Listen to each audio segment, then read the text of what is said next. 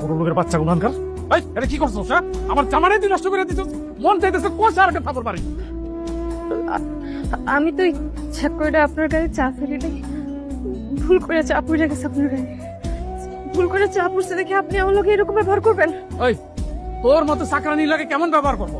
তোরে কি ম্যাডাম কে কইতে আমার? হ্যাঁ, চাকরানি মানে? না না, আপনার ভুল হইতেছে। আমি চাকরানি না, আমি তো না। তুই চাকরানি নয় তো কি?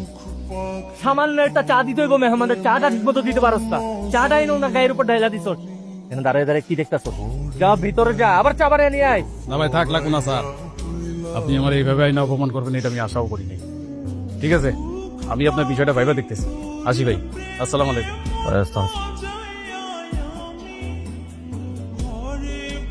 মেহমানদের সামান্য একটা চা দিতে হইব, চাটা ঠিক মতো দিতে পারস না।